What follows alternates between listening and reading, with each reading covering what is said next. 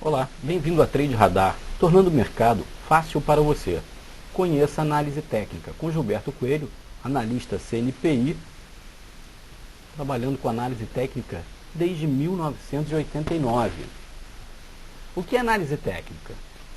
Análise técnica é um conjunto de estudos de movimentos de mercado, com o uso de gráficos, com o objetivo de prever a futura trajetória dos preços, utilizando dados de cotações, volumes e contratos em abertos.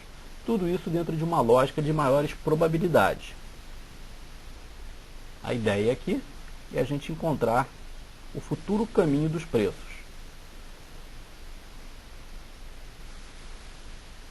A origem da análise técnica começou no Japão feudal. Em 1724 nasceu o Muneiza Roma, um japonesinho considerado o mais talentoso trader de todos os tempos.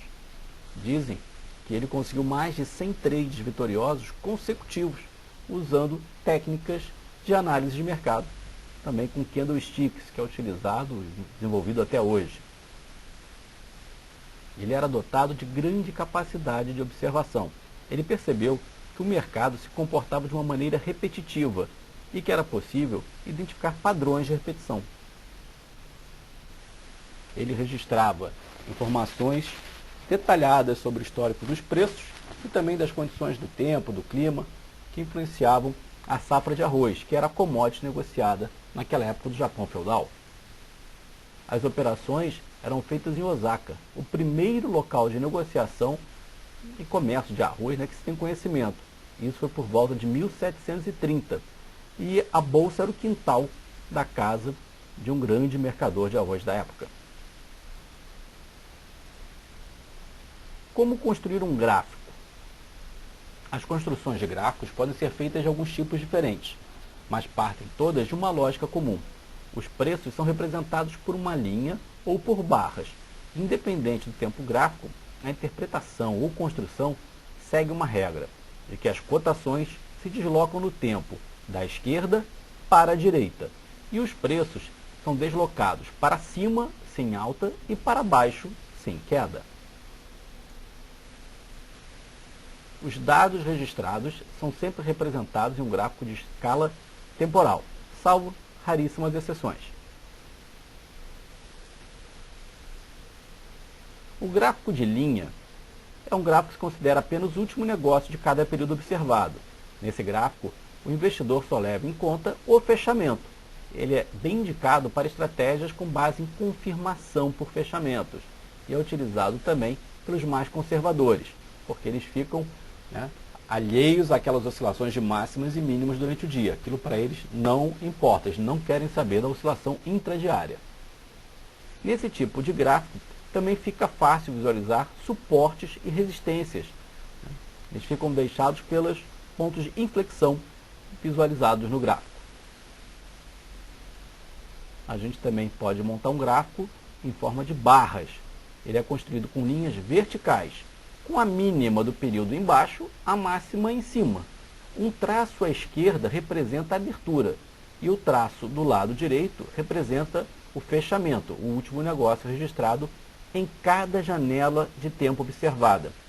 Se a gente estiver olhando um gráfico de um dia, a gente vai ter a máxima e a mínima do dia representados, a abertura e o fechamento do pregão inteiro.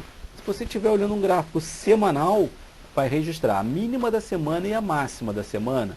Se estiver olhando um gráfico anual, também, máxima e mínima do ano. E também pode ser observado os gráficos durante o dia, gráficos de 15 minutos, 1 hora, 1 minuto, como o investidor quiser, dependendo da frequência com que ele quer operar ou observar. O gráfico de barras fica construído dessa maneira. Nesse exemplo, tem um gráfico do Ibovespa mensalmente. Cada barra dessa mostra qual foi a mínima e a máxima do Ibovespa e aonde ele fechou e onde ele abriu em cada mês. Embaixo a gente percebe o ano 2009, 2010, 2011 e do lado direito os preços, a cotação de fato, com os preços subindo para cima e caindo para baixo. Também podemos construir um gráfico de ponto e figura, uma das exceções do gráfico temporal. O gráfico ponto e figura é um método muito antigo e era usado pelos operadores de pregão. Eles usavam folhas de papel quadriculado para desenhar a figura gráfica. Observe aqui no exemplo, o gráfico ele tem a coluna de preços tanto do lado esquerdo quanto do lado direito. E ele começa com uma série ou de zeros ou de X. Os zeros são representados na coluna de queda. Quando o mercado reage, começa a subir, são marcados X. Quando o mercado cai, voltam a se marcar os zeros. Subiu, marca o X, caiu, marca zero, subiu, marca X, caiu, marca zero, subiu, marca X. Então, aqui não é representado pelo tempo, mas sim pelo próprio movimento dos preços. Para se mudar de uma coluna de baixa para alta, era necessária uma reversão de box de 3 pontas. O que é essa reversão de box de 3? Você precisa de 3 escalas de variação no preço para confirmar uma reversão. Nesse exemplo da tela, a gente tem o gráfico com escalas de 50 e 50 pontos. Ou seja, quando sobe 200 para 250 para 300, 350, ele está confirmando movimentos de alta. Se vinha numa tendência de queda, o operador esperava confirmar essas 3 altas para marcar as séries de X e, por consequência, a sua reversão. O gráfico também pode ser criado em forma de montanha, é igualzinho o gráfico de linha, porém a gente colore a parte de baixo. Visualmente fica um pouco melhor para se perceber a movimentação dos preços. O gráfico mais utilizado hoje em dia pelos profissionais de análise técnica é o de candlestick. Assim como o nosso japonesinho Muniz Aroma, ele usava as táticas de candlestick, as figuras formadas pelo gráfico, com padrões de repetição para suas operações. O candlestick ele é um gráfico de barras japonês. Ele parece com um gráfico de barras, porém, o espaço entre a abertura e o fechamento é considerado corpo do candle. E a parte que fica fora do intervalo de abertura e fechamento é chamada de pavio ou sombra. Ele é construído dessa forma. Vamos imaginar um gráfico diário. A gente tem uma abertura, né, nessa parte daqui, o mercado cai, faz uma mínima, vai lá em cima na máxima, cai de novo e faz o fechamento. Esse candle é desenhado dessa maneira. Quando o fechamento é acima do preço de abertura, é um fechamento em alta, a gente tem a cor do candle de forma clara, branca, quer dizer um dia de luz, né? Uma vela acesa, uma vela cheia. Quando a gente tem um gráfico de baixa, um candle negativo, a gente tem uma abertura com o mercado subindo, depois caindo e fechando no negativo, a gente tem uma vela negra, uma vela apagada, um dia de escuridão. Assim que os japoneses identificavam a cor dos seus candles. Steve Nissen, um investidor de Wall Street, foi quem popularizou esse tipo de gráfico no mundo ocidental, no tempo moderno. Ele estava trabalhando na corretora quando ele olhou para o lado esquerdo e viu uma japonesinha usando uns desenhos diferentes para fazer suas operações. Então ele começou a estudar mais essa teoria, gostou tanto e hoje, né, a maior parte aí dos analistas opera somente com candlestick, né? Não dá mais para usar só o gráfico de barras ou o gráfico de linhas. O objetivo principal da análise técnica com os candlesticks é identificar os melhores momentos de reversões de mercado ou de continuação, momentos clássicos para a entrada na compra ou na venda. Mais uma vez reforçando aí um candle, como é que ele se desenha. E agora a gente vai ver um candle de um negócio apenas. Abriu e fechou no mesmo preço, não são nada diferente, fica só um tracinho, né? Esse conjunto de cores, né, candles, corpos, sombras, né, velas, pavios, formam vários desenhos, conforme o gráfico, né, vai se formando, vai se construindo com os preços. E esses padrões foram identificados ao longo dos anos, criando-se várias táticas, tanto de alta quanto de baixa, né, figuras clássicas de reversão. E com essas figurinhas aqui, o investidor, o analista técnico, tem várias estratégias montadas que ele pode executar. Lembra do gráfico do Ibovespa que eu mostrei em barras? Olha como é que ele fica bem diferente, né? A gente olha o mesmo gráfico, só que com o candlestick.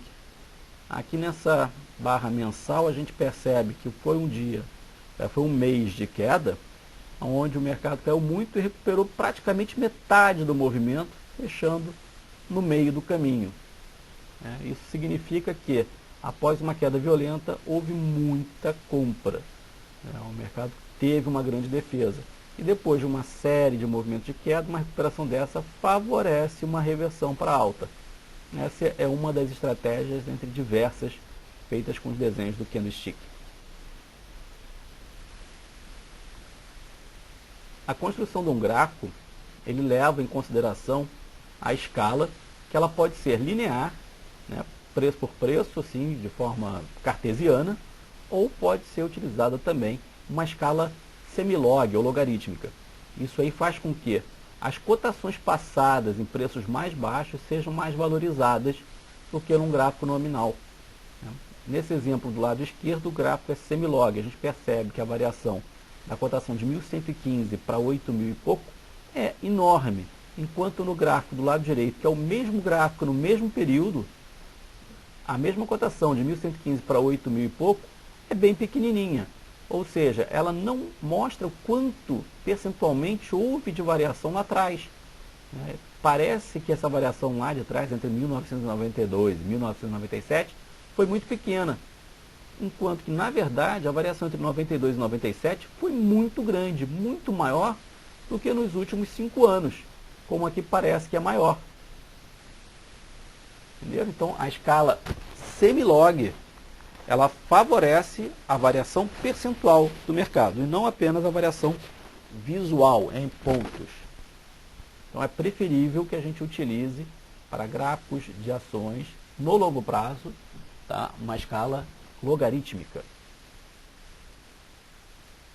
A gente pode usar os computadores também para facilmente indexar um gráfico. O que é isso? É dividir a cotação do ativo que está se observando ou pelo dólar, ou por outras moedas, para ver quanto esse ativo vale realmente naquela moeda, ou mesmo dividir um ativo por outro ativo. Você quer comparar a variação da Petrobras com outro ativo do petróleo, uma HRTP, uma OGX, você pode pegar as cotações de uma Petrobras e dividir pela OGX, ou mesmo dividir a cotação da Petrobras PN pela ação da Petrobras ON, para ver se a relação entre os dois papéis está tendo uma variação que permita alguma operação. Isso é muito utilizado para fazer long and short. São figuras que você compra um ativo que tenha caído muito e vende um que tenha subido muito dentro de uma mesma relação estatística, dentro de um mesmo setor, ou mesmo dentro de uma mesma empresa, com a variação de ON com PN. Falando em gráfico futuro, a gente tem, além das ações, a gente tem opções no mercado financeiro e contratos futuros. Os contratos futuros são projeções para o vencimento de determinada commodity, de determinado ativo financeiro também, mês a mês ou bimensalmente, onde o contrato se encerra. Ora, uma vez que esse contrato se encerra e começa um novo com outro prazo, como é que a gente faz para avaliar o novo contrato que está começando? Aí é muito simples, os sistemas já fazem isso hoje de forma automática, mas basta fazer uma continuação. O vencimento que passou, a gente traz ele para o preço do novo. Como que faz isso? Pega o fechamento do vencimento novo, divide pelo fechamento do vencimento velho e vai gerar um fator. Todos os dados para trás desse fator, a gente multiplica todas as cotações por esse fator novo. Ou seja, assim a gente está trazendo na mesma qualidade os dados antigos para a cotação nova. Isso é bom fazer na véspera do vencimento. Já tem bastante liquidez e menos distorção do que no dia do vencimento. Vamos falar um pouquinho agora de conceitos básicos de tendência, que é o principal para análise técnica. Agora que a gente já sabe construir os gráficos, botar em escala e até fazer long and short, as retas de tendência são formadas por dois ou mais toques do mercado, formando uma reta. Essa reta, quando tem inclinação positiva, é uma linha de tendência de alta, chamada de LTA. Se essa inclinação for negativa, é uma linha de tendência de baixa, chamada LTB. No exemplo aqui, uma clássica linha de tendência de alta. Vamos ver as características dessas linhas. As linhas de tendência de alta, elas devem ser traçadas pelas mínimas, formando assim suportes de linha de tendência. Enquanto o mercado está trabalhando acima da linha, a tendência é claramente de alta, né? Da mesma forma, né, analogamente falando, as LTBs devem ser traçadas pelas máximas, formando resistências. Enquanto o mercado estiver trabalhando abaixo da linha de tendência de baixa, a tendência é claramente de baixa. Considerações de retas, né? Caso a inclinação seja muito grande, ou seja, muito inclinada, há uma expectativa forte de correção a qualquer momento. Tem que tomar cuidado com esse tipo de informação. Dizem que uma tendência suave e duradoura tem um ângulo de 45 graus no gráfico. A gente chama de continuação quando, após o toque da linha ou de suporte, como suporte, ou teste da linha de resistência, como resistência, e o mercado retoma mesmo a direção da tendência, a gente chama de continuação. Quando o ativo corta a linha de tendência e se vira contra essa linha, a gente chama de momento de reversão. Quanto mais tempo dura uma linha de tendência, mais forte é essa tendência. E mais forte também poderá ser o movimento de reversão, lei da ação e da reação. As leis da natureza aplicadas no mercado. A formação de um canal. Quando a gente trabalha numa tendência, normalmente são formados canais de negociação. Um canal é uma região onde os preços flutuam dentro de uma tendência. O ativo oscila, né? Mas normalmente dentro de uma faixa. Esses canais são desenhados traçando uma paralela à linha de tendência que a gente já aprendeu a traçar. Essa linha paralela é chamada de linha de retorno.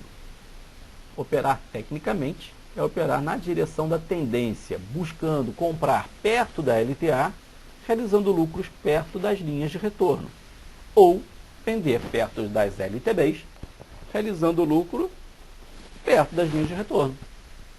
Tá? As linhas de retorno são traçadas, né, no topo. A gente marca o suporte pelo fundo e a linha de retorno pelos pontos mais altos.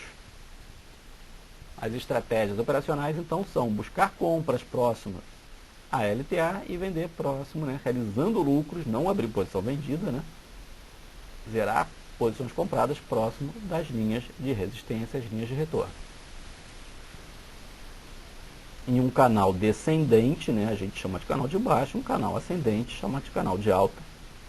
E a estratégia, mais uma vez, definido o canal, interessante é buscar vendas na linha de resistência e zerar perto das linhas de retorno. Então, suporte. O suporte é uma região de preço abaixo da cotação atual, aonde o ativo costuma respeitar esse nível e toda vez que ele cai próximo ao suporte, tende a voltar a subir. Um exemplo aqui de suporte, esse fundo triplo aqui feito em Gerdau, uma range de preço toda vez que chega perto, costuma bater e voltar a subir. Enquanto resistência, a resistência é uma região de preços acima da cotação atual, aonde o ativo também costuma respeitar esse ponto, não costuma romper com facilidade, e normalmente, quando ele testa uma resistência e começa a realizar, geram bons sinais de operações vendidas. Por que existem suporte e resistência? Suporte é onde normalmente entram muitos compradores ou um comprador muito grande. E uma zona de resistência é onde normalmente entram muitos vendedores ou um vendedor muito grande. As razões podem ser várias, né? Pode ser por fundamentos, preços, né, arbitragens. Gaps, né? Quem já ouviu falar de gap, provavelmente ouviu uma lenda de que os gaps são para ser fechados, ou todo gap é fechado. Isso não é bem assim, não é bem verdade. Existem 4 tipos de gaps. Os gaps são hiatos de preços sem negociação, né, entre o fechamento de um dia e uma abertura. Pode ser intraday também, mas é mais fácil se visualizar isso de um dia para o outro. Os gaps podem ser, então vamos lá, diária. Os gaps diária são os mais comuns e estes sim tendem a ser fechados com facilidade.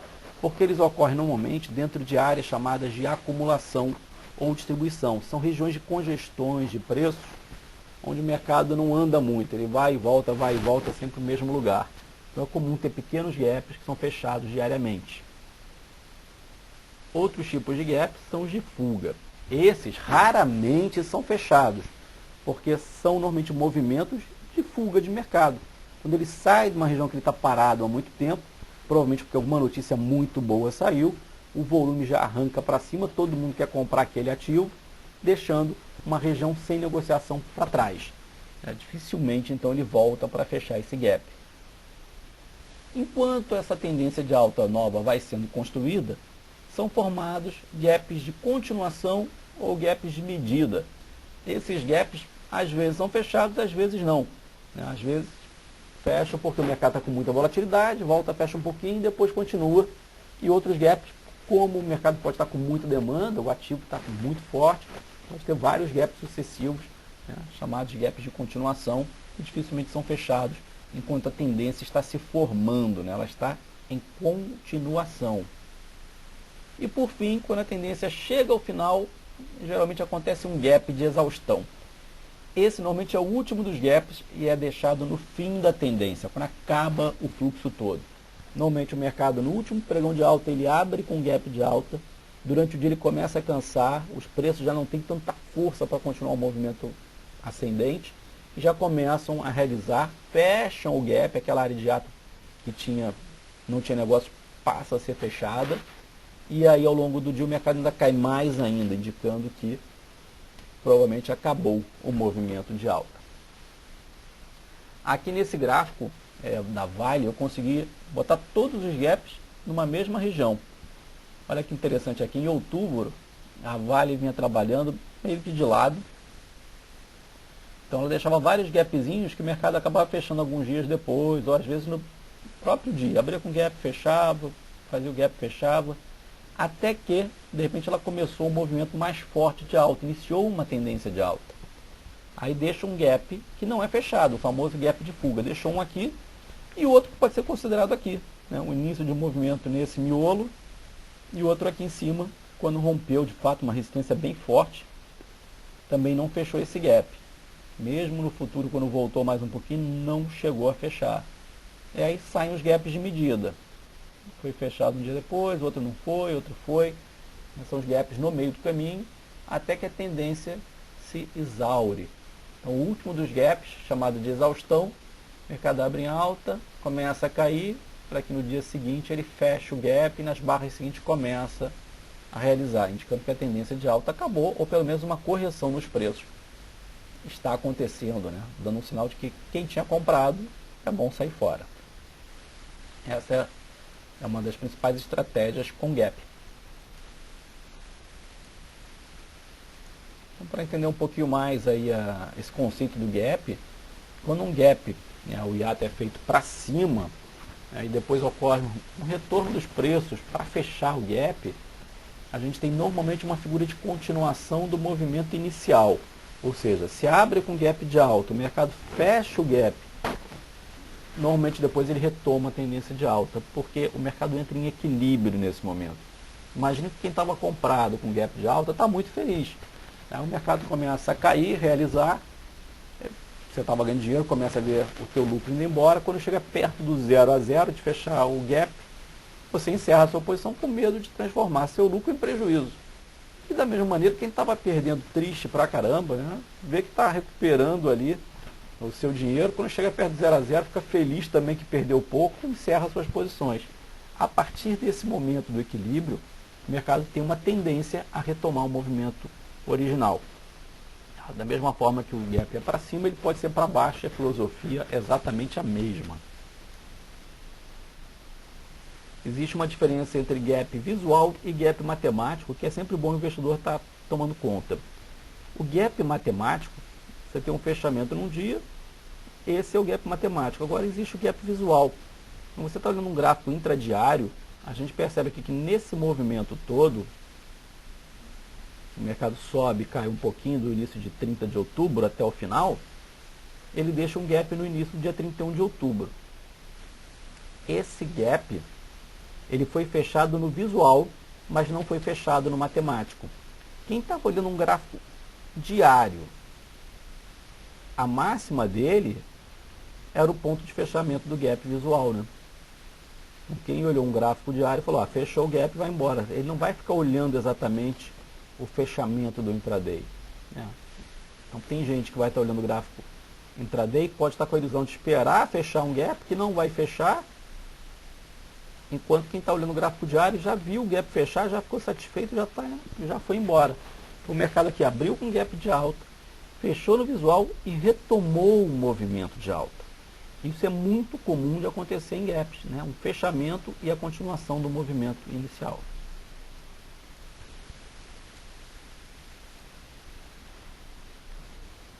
A gente mostra na mesma parte do gap quando ele é para baixo, né? Algumas características dos gaps, né? Um gap de alta fechando a barra vermelha, negra, né? Ou dia sem luz, né? Normalmente ele tende a fechar, né? Porque aquele movimento não se confirmou no primeiro candle, ele já traz alguma sugestão do que está para acontecer. Lembrando que isso é uma análise estatística, nem sempre vai acontecer o evento correto, mas na maioria das vezes que um gap de alta fechar perto da sua mínima, a probabilidade de fechamento do gap é muito grande. Da mesma maneira que um gap de baixa fecha perto da sua máxima, também favorece um fechamento de gap. Essa indicação da força do primeiro candle após o gap dá pistas normalmente muito boas para a gente operar. Então, gap de alta fechando o candle em baixa é um sinal forte de fechamento do mesmo gap, enquanto um gap de alta fechando perto da máxima é um sinal forte de continuidade. Tem um exemplo aqui do intraday de MMX, um gap de alta fechando na máxima, cor azul, outro gap de alta fechando na máxima, cor azul, um gap de alta fechando na máxima, outro gap aqui de alta, mas esse fechou negativo, na mínima. O que ele fez? Ele devolveu com um novo gap de baixa. Então esses sinais aqui mostram que nem sempre vão funcionar, mas na maioria das vezes sim. Tá? Então, isso aqui aumenta a nossa probabilidade de acerto. Lá em cima, olha aqui um gap de exaustão. O mercado abriu acima da máxima anterior e fechou negativo, dentro do candle anterior. Isso aqui é um padrão de candle, até chamado de nuvem negra, que depois de um rally de alta, sugere realização. A gente vê que no dia seguinte, olha o tamanho da queda, foi bem forte, né? O ativo veio de 79 centavos para 71 centavos, mais de 10% de queda. Quem estava usando a técnica do gap e da coloração, pôde ganhar alguma coisinha com isso aí. Então, gaps de baixa fechando o candle perto da mínima, sinal de continuação da queda. Gap de baixa fechando o candle perto da máxima, sinal de possível fechamento desse gap de baixa. Mais um exemplo aqui. Aqui a gente tem um índice no 15 minutos, abriu com gap de alta, fechou perto da mínima. Ao longo do dia fechou o gap e até negativou durante a sessão. Agora vamos falar dos padrões de reversão. Ombro, cabeça, ombro. Nome engraçado, é uma figura típica de reversão. Então, vou botar o desenho aqui, que é mais fácil da gente entender. O mercado tem que ter um rally de alta, né, normalmente bem longo. Ele vem fazendo topos e fundos ascendentes até formar o primeiro ombro. Cai um pouquinho, deixando uma linha de suporte. Sobe, faz uma nova máxima acima do ombro, que é chamada de cabeça. Testa de novo o mesmo suporte. E aí falha em formar uma nova máxima acima da cabeça, porque ele deixa um ombro. Essa figura é chamada de ombro, cabeça, ombro e tem uma projeção de queda da altura da máxima da cabeça até a linha do pescoço. Essa altura aqui normalmente é replicada para baixo da linha do pescoço. Vamos ver mais um exemplo. A continuação da figura. Esse ponto aqui é traçado na linha do pescoço, se perde a linha, favorece essa expansão para cá. Umas características do ombro, cabeça, ombro também, é o pullback. E o ombro cabeção também pode aparecer de forma inclinada, topos e fundos ascendentes, falha na formação de uma nova máxima, linha do pescoço torta, perdeu, fez a projeção para baixo, a gente já pode ver no desenho do lado, a projeção da altura da cabeça ali do pescoço, no ponto de ruptura, projeção para baixo. Às vezes, muitas vezes, quando o mercado rompe o ombro cabeção para baixo, a gente tem um movimento chamado de pullback, que é testar a antiga linha de suporte ali do pescoço, que já foi suporte, agora como resistência. O mercado bate na linha de resistência e depois volta a cair. Uma outra característica é a existência de uma divergência. A gente vai aprender no próximo módulo de indicadores. O ombro cabeça-ombro também apresenta uma maneira de reversão de baixa para alta, é o chamado ombro cabeça-ombro invertido ou OCOI. O ombro cabeça-ombro invertido também tem que vir de um movimento de queda bem forte, ele falha na formação de uma nova mínima, fazendo a figura do ombro, a cabeça e o ombro, e projeta para cima também a altura entre a cabeça e a linha do pescoço. Aqui no exemplo, a projeção e o fato acontecendo. Mais uma vez, é evento certo? Não, mas é um evento que ocorre na maioria das vezes.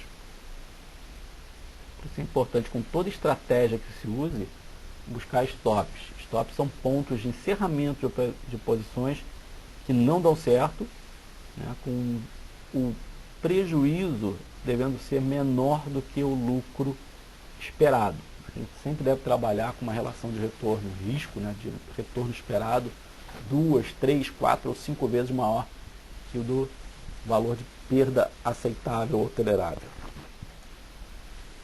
Mais um padrão de reversão é o topo duplo. Né? Imagina o mercado, sobe bastante, deixa um topo, realiza um pouquinho, testa de novo e não consegue passar.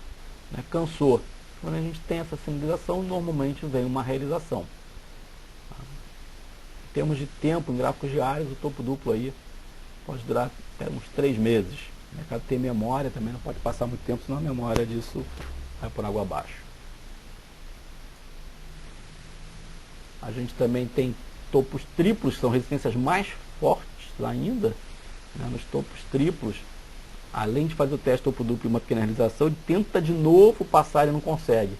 Normalmente a reação é mais forte ainda para baixo. Né? A gente percebe aqui que a realização topo duplo foi pequenininha em loja americana e no Ibovespa, e depois, quando fez o teste triplo, uma realização muito forte tanto no Ibovespa quanto em loja americana, nos dois gráficos.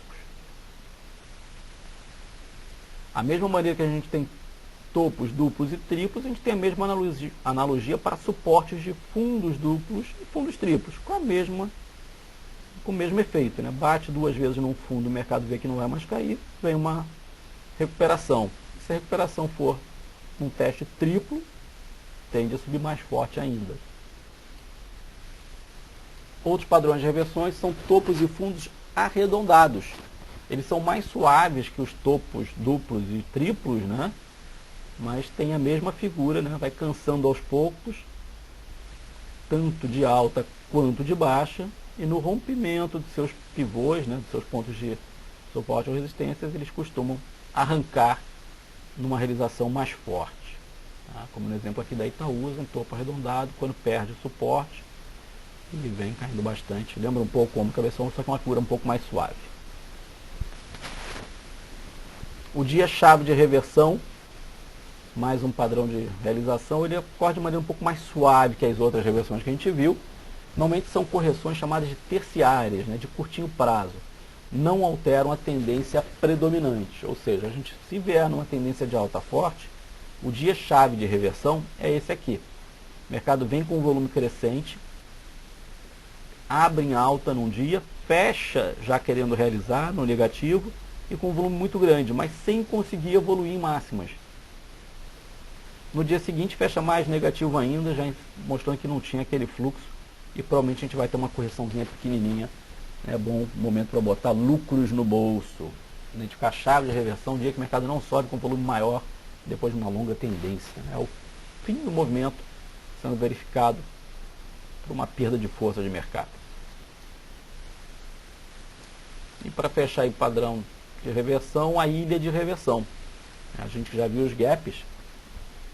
A ilha de reversão é formada com um gap de alta e depois com de baixa. Ou se for uma ilha de reversão em queda, né, um gap de baixa seguido por um de alta, onde a gente vai deixar um ou alguns candles isolados do resto do gráfico. Esses pontos são normalmente muito fortes para reversão de mercado e futuramente, se rompidos, como um ponto de retomada de posição. Agora vamos falar de padrões de continuação. Triângulo. Triângulo é uma figura excelente de mercado, tem alta previsibilidade. Né? Eles são clássicos de continuação. Tá? Eles podem ser de alta, os triângulos, ou de baixa, ou simétricos. O triângulo de alta ele geralmente é formado da seguinte maneira.